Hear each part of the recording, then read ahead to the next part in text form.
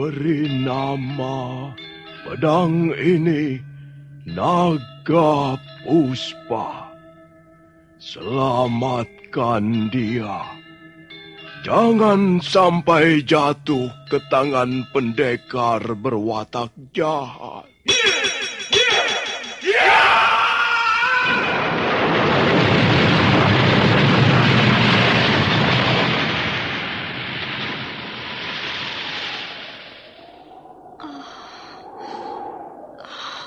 Kakang Kamandanu, kau masih juga tidak percaya bahwa aku mencintaimu. Meisin, maafkan aku, Meisin. Meisin. Meisin!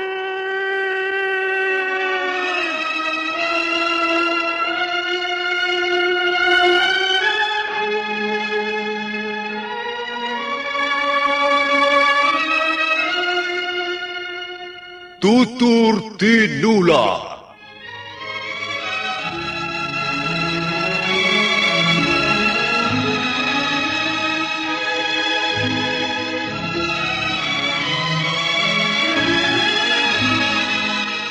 Sebuah sandiwara radio serial, produksi Sanggar Cerita dan Teater Sanggar Prativi. Sebuah kisah dengan latar belakang sejarah runtuhnya Singasari dan berdirinya Kerajaan Majapahit.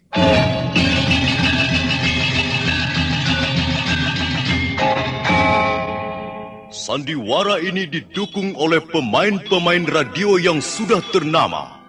Ferry Fadli, Ivone Rose, dan Eli Ermawati.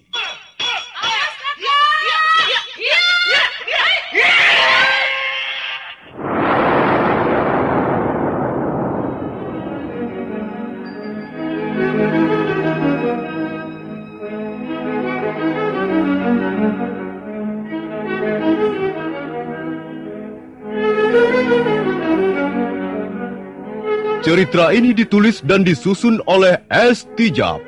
Teknik dan montase dikerjakan oleh M. Pranoto dan Edwin Sutandi. Sutradara Bambang S. Kali ini mengetengahkan episode kedua dengan judul Kisah dari Seberang Lautan.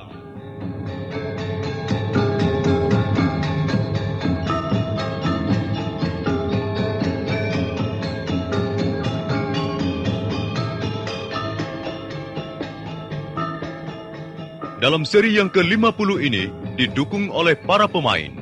Edi Dosa sebagai Lucy San, Freddy Kanser sebagai Madang Kungan, Yuli Mulyana sebagai Kurantil, Yoko sebagai Ki Lumpang, Sono S sebagai Ki Gumbrek, Wit Abdi Apriaji sebagai Marangkeh, M. Reda sebagai Langkir, dan Nusri pembawa cerita. Selamat menikmati.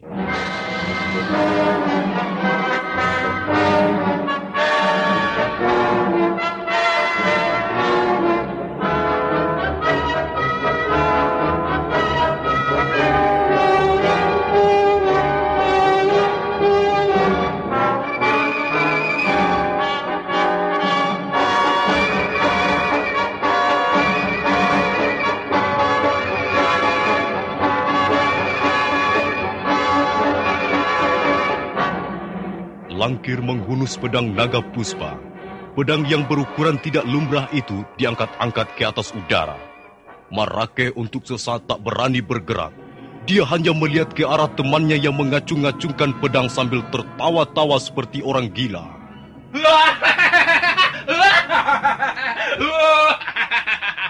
Ayo, siapa yang berani melawan aku sekarang?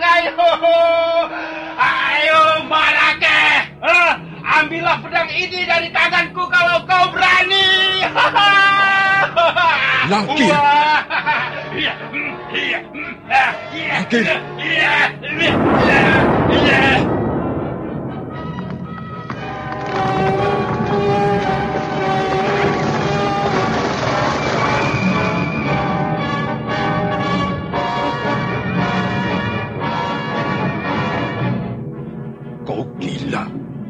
jangan main-main dengan senjata itu, Langkir. Kau takut, Marake? Kau takut padaku, bukan? Langkir. Tawamu itu. Tawamu seperti bukan tawamu yang aku kenal, Langkir.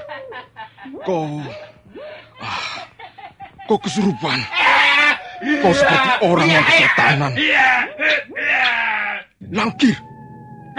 Hentikan permainan ini. Hentikan. Aku temanmu sendiri. Aku Marake. Apa kau tak mengenaliku lagi, Langkir? Tentu saja aku mengenalimu, Marake.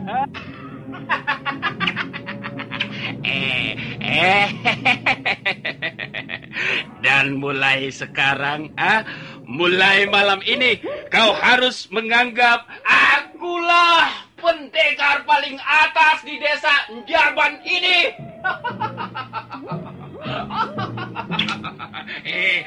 Aku jauh lebih unggul dari Madangkungan. Tidak bisa begitu, Langkir. Bagaimanapun Kakang Madangkungan adalah pimpinan kita. Tidak. Akulah pimpinan pendekar Njaban. Bukan lagi Madangkungan. Kalau ada orang yang berani melawan aku, dia akan kubinasakan. Langkir terus mengamuk dengan membabatkan pedang naga puspa ke kiri atau ke kanan. Sekali waktu pedang itu menebas pohon atau batu padas hingga roboh dan hancur. Tapi mendadak Langkir berhenti. Marake dapat melihat wajah temannya itu menegang dan matanya melotot dengan hebat sekali. Tubuhnya menggigil seperti kedinginan. Kemudian tubuh yang menggigil itu bergetar. Tangan Langkir mengejat-ngejat dan terayun-ayun ke atas. Langkir. Langkir.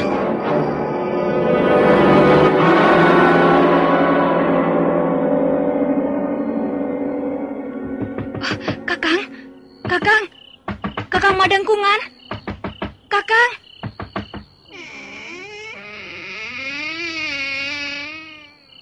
Bagaimana, Kurantil? Kau berhasil? Celaka, Kakang. Aku sudah berhasil mencuri pedang itu. Tapi kenapa? Mana pedang itu? Mana? Kakang, di tengah jalan Langkir mencegat aku dan pedang itu direbutnya. Kurang ajar, Langkir. Bakar makan tanaman. Jangan, Kakang. Langkir seperti orang gila. Dia mengamuk dengan menebaskan pedang itu sesuka hatinya. Jangan menemuinya, Kakang. Berbahaya sekali. Ayo tunjukkan di mana Langkir berada. Jangan, Kakang. Aku takut. Ayo tunjukkan, cepat. Kalau dia tidak mau menyerahkan pedang itu, akan kubunuh. Ayo cepat.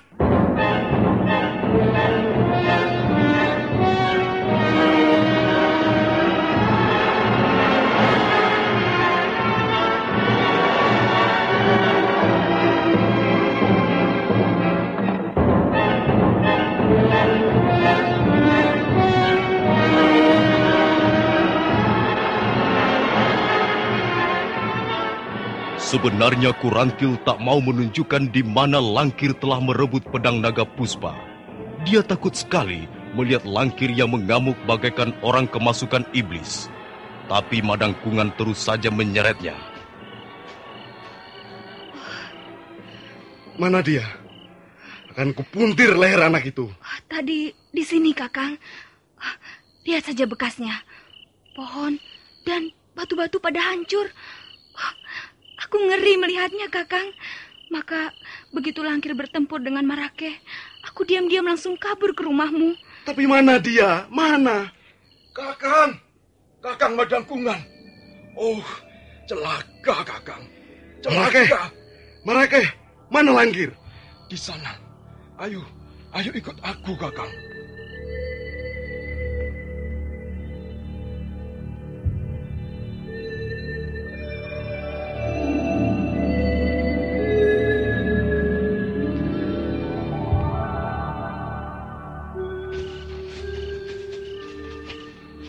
Lihat, Kakang.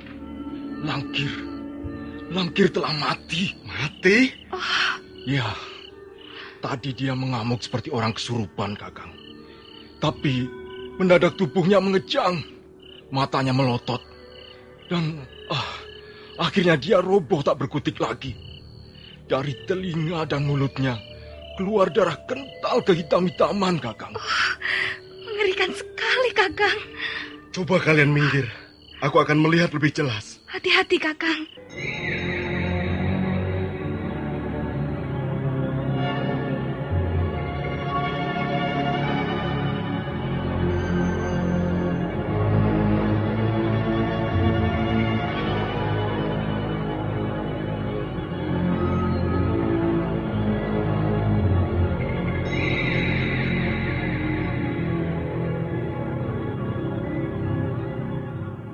Madang Kungan pelan-pelan mendekati mayat Langkir yang terlentang di atas rumput. Memang benar, mulutnya mengeluarkan darah kental kehitam-hitaman, juga telinganya. Tapi yang lebih mengerikan adalah wajahnya. Wajah itu menjadi biru seperti terbakar. Coba lihat tangannya, Kakang. Tangan itu masih erat menggenggam pedang. Iya, tangannya kejang. Buku-buku jarinya mengancing dengan rapat seperti diberi perekat. Aku sudah berusaha membuka tangannya itu, tapi tidak bisa, Kakang. Baru kali ini kulihat peristiwa kematian seperti ini. Mungkin pedang itu pedang keramat, Kakang. Aku sudah memperingatkannya berkali-kali, tapi Langkir tidak menggubris. Ya, sekarang dia telah menjadi korban. Jelas pedang itu bukan pedang sembarangan. Setiap keluar dari sarungnya, dia seperti iblis menyeringai, memperlihatkan kedahsyatan taring-taringnya. Sebaiknya pedang seperti itu dimusnahkan saja, Kakang. Tidak, aku yang harus memiliki pedang seperti ini seterusnya. Jangan, Kakang. Lebih baik kembalikan saja pedang itu ke orang asing itu. Tidak, aku berkata tidak. Aku bisa. Aku mampu membawa pedang semacam ini. Aku bahkan pernah mengenal jenis senjata ini atau senjata lain yang tak kalah dahsyatnya. Aku bisa memelihara senjata seperti ini. Kau tidak usah khawatir. Marakeh, kau pegang tangan ini. Kau mau apakan, Kakang? Bodoh. Bagaimana aku bisa mengambil pedang itu tanpa harus mengerat jari-jari Langkir satu persatu?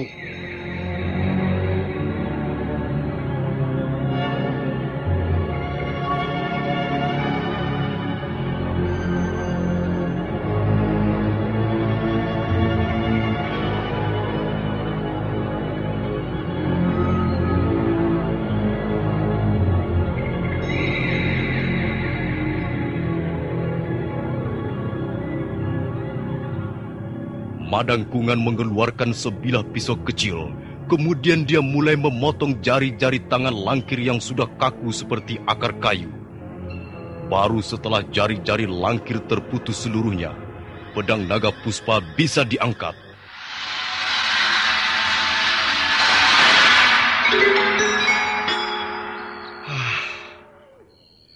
Akhirnya benda ini jatuh juga ke tanganku. Bukankah itu yang kau idam-idamkan, Kakang?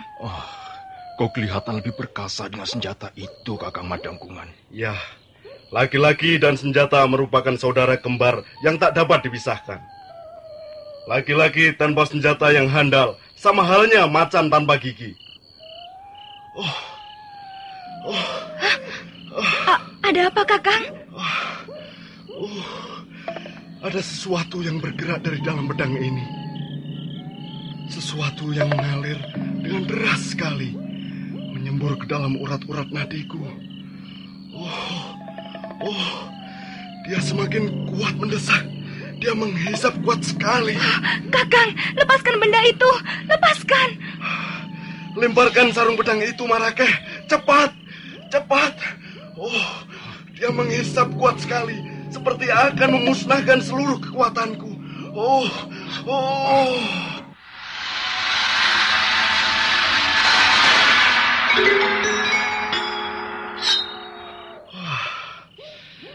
Senjata ini benar-benar luar biasa. Tapi dia juga berbahaya sekali, Kakang. Benar, Kakang. Lebih baik kau tidak usah memilikinya. Kembalikan saja pada orang asing itu. Tidak. Dia akan menjadi milikku selamanya. Tapi aku tidak ingin melihat kau seperti Langkir. Aku madangkungan, bukan langkir. Aku hanya belum biasa memegang pedang ini. Kalau sudah biasa, tak akan ada masalah lagi. Kalau orang asing itu bisa membawanya ke sana kemari, mengapa aku tidak? Sudahlah, ayo kita tinggalkan tempat ini. Kau, Marakeh, Ya. bawa beberapa orang temanmu dan ajak mereka mengubur mayat langkir. Baik, Kakang.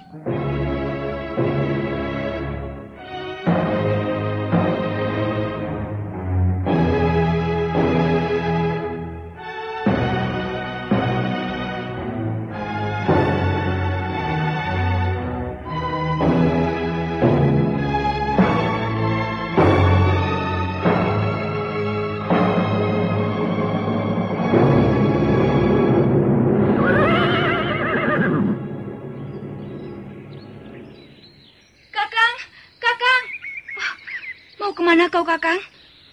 Tidak perlu kau tahu aku mau pergi kemana. Sekarang kau begitu. Setelah kau dapatkan pedang itu, kau mulai dingin padaku. Pasti sekarang ini aku tampak jelek di matamu, bukan?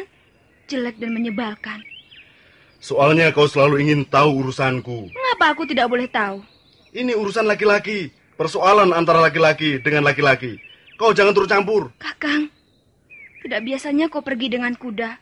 Kau mau kemana sebenarnya? Ke Pongging. Ke Pongging? Mau apa kau ke sana? Menemui seseorang. Siapa?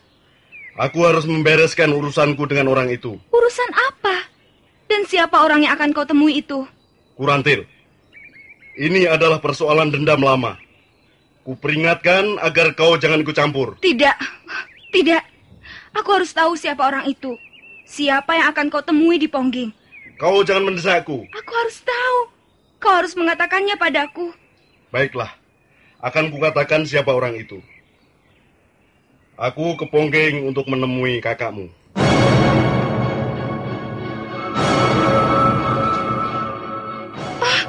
Jangan, Kakang. Jangan. Pakling harus mati di tanganku. Dengan pedang ini, aku pasti akan dapat membinasakannya. Kakang. Pakling adalah saudara tuaku. Mengapa kau akan membunuhnya? Sudah kubilang jangan turut campur. Minggir. Jangan, Kakang. Kumohon jangan. Kakang Madangkungan. Kumohon jangan lakukan itu. Jangan lakukan itu. Demi aku, jangan lakukan itu. Jangan, Kakang. Jangan.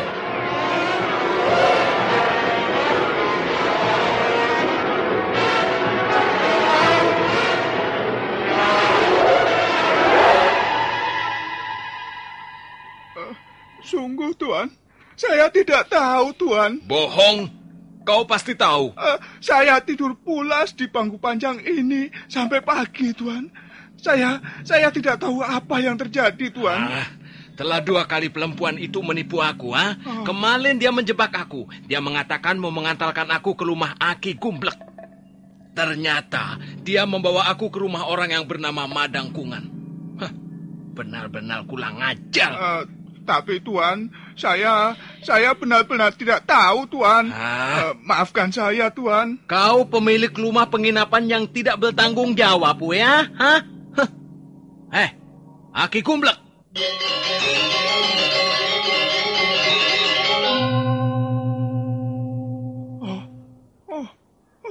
Kemana dia pergi? Cepat sekali dia menghilang. Setelah menyebut Aki Gumblek, terus lenyap begitu saja. Ada urusan apa lagi dia dengan ahli obat itu?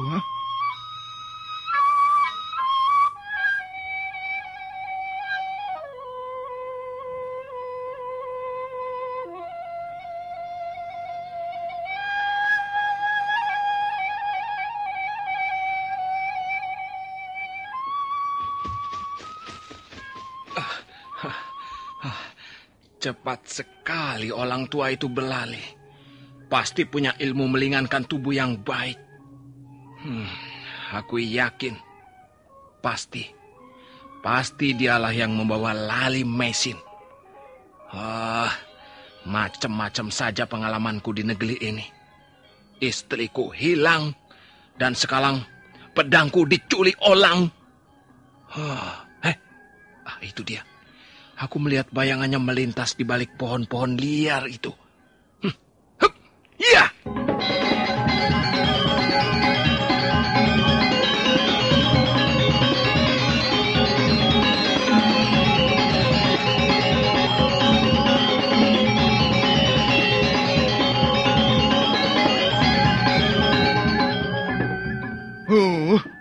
Kau yang bikin gara-gara, Kurantir.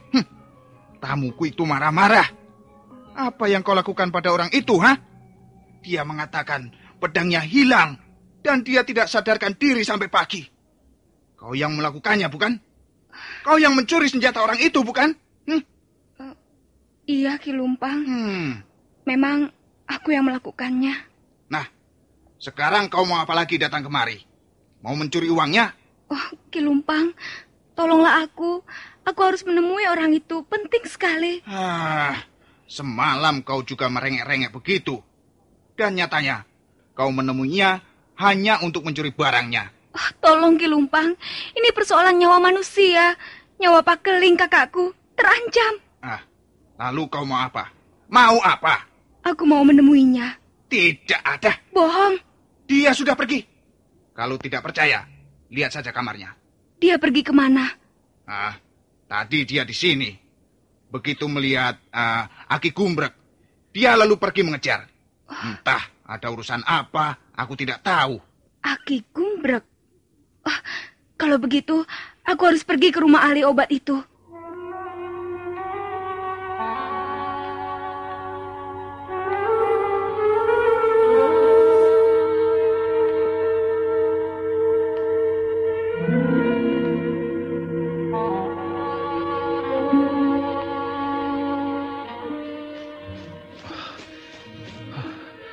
Kurang ajar. Orang tua itu mengajak main kucing-kucingan rupanya. Dia hilang lagi. Cepat sekali dia menghilang. Itu dia. Sekarang kau tidak bakal aku lepaskan. Kau pasti kutangkap.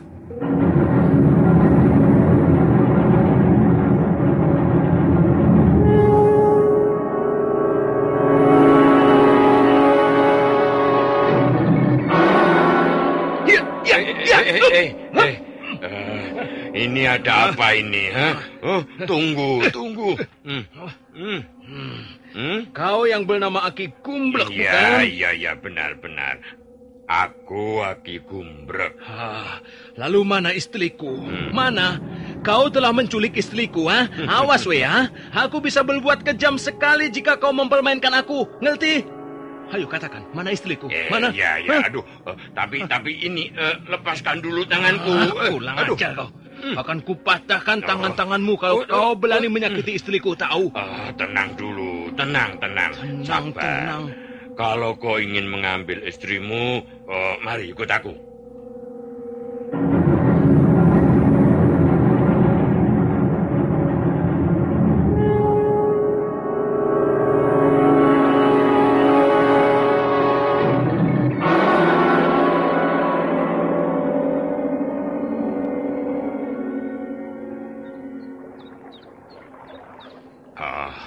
Aku bukannya mempermainkanmu. Juga aku tidak bermaksud menyakiti atau mengganggu istrimu. Lalu mana istriku? Kalau sampai terjadi apa-apa dengannya, kau yang harus menanggung akibatnya. Istrimu tidak apa-apa. Sekarang sudah mulai sembuh. Sudah menjadi segar kembali. Aku tidak percaya sebelum kau bawa aku menemui istriku. Tahu? Ayo sekarang mana? Tunjukkan. Jangan hanya bicara kau, ayo. Mari, ayo masuk ke rumahku.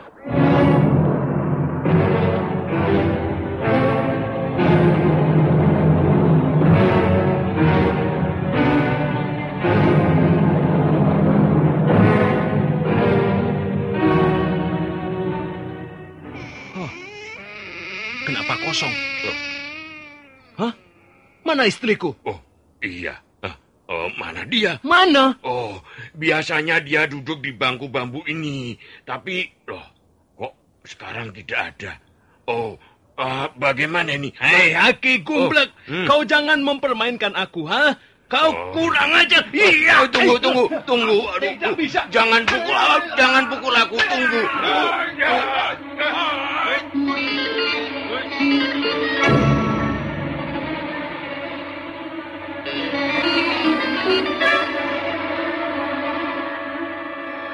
Pendekar Low sangat marah.